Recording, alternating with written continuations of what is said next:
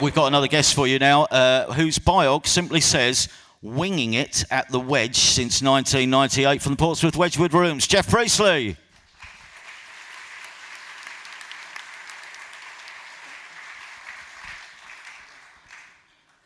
Still winging it? Still winging. Learnt anything? No. Nothing? Well, a little bit. How much did you know when you started promoting? Very little. Not as much as I know now in terms of...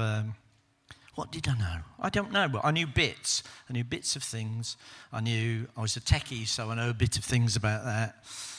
And now I appear to know lots of things like how to unblock drains in the middle of a rainstorm. Useful skills like that. But yeah, you sort of learn. You have to adapt. That's the joy of being there for a long time. And that's the fun. That's just changing, isn't it? That's the fun.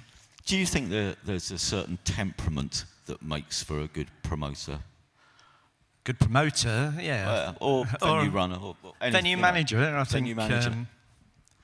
What do you have to do? Yes, stay calm when all around you isn't, and just generally wade your way through what everybody's saying and make a decision is what it boils down to, because at the end of the day, somebody has to.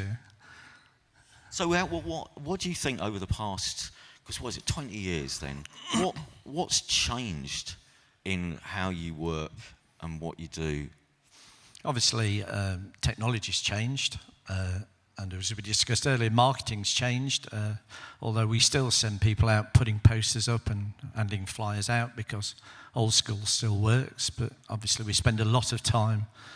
Somebody I brought with me spends most of his day on the internet telling people what we're up to. You have to. So has that made things easier, do you think? Or No.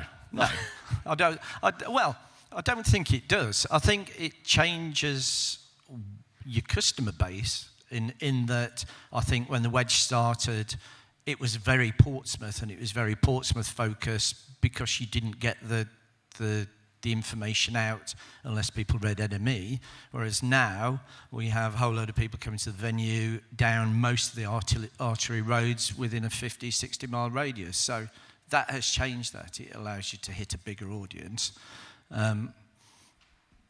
Yes, which helps. I mean, and is that something else? Have you noticed the audience changing that come to the gigs in any way? Well, predominantly they're getting older and seem to want a chair, which is a new thing. Do you have chairs? But is that? I mean, I suppose that is a point, though, isn't it? That we're all slightly worried about where the next generation is going to come from. Yeah. You don't want your audience to get so old that they can't get to the chair. No, but in saying that, I've got 3 boys. The oldest 20, and to be honest, I didn't encourage him to come into the Wedge because you don't want your children hanging around in rock and roll venues. But he's now in Cardiff. He's putting gigs on. He's always gone to live gigs. He really loves it. So the young audience is there.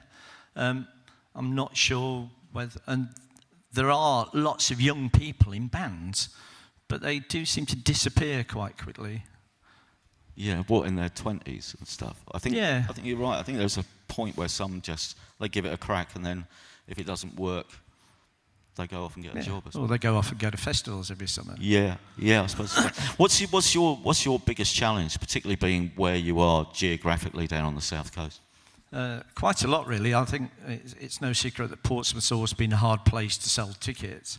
Even though we're an island, you would think that you could appeal to most people there, but that's quite difficult. But the key with everything else is predicting change and moving yourself along with it. I mean, we have people at the Wedge that have been there a very long time, that have a lot of experience that you can call on. But I love it when we get new people in because you need those in to help you steer where the place is going. Does that make sense? Yeah, absolutely. Yeah. What would make life better for you? For me, be about 20 years younger would help. What could we do? I mean, if we gave you some money, what would you do with it? Well, it's funny because somebody I know has just written their MA on the Wedge, and accordingly we're dripping in community involvement, and we're dripping in everybody loves us and everything. But the key thing we're not dripping in is money, and that's always the key. Is actually, because not only do you have to move yourself forward in a programming way, you have to move yourself forward technologically. Now, we've still got an old Midas analog mixing desk. Most people are asking for digital desks that come through. I don't have 10 grand lying around because actually the roof is leaking, and that's a priority. So some sort of input from somewhere would help just to take the strain off, I think. We were talking backstage, weren't we, about just, money and where it comes from, and obviously, making the sort of argument economically, where do we go to? Do you go to try and find arts funding, or is it the industry?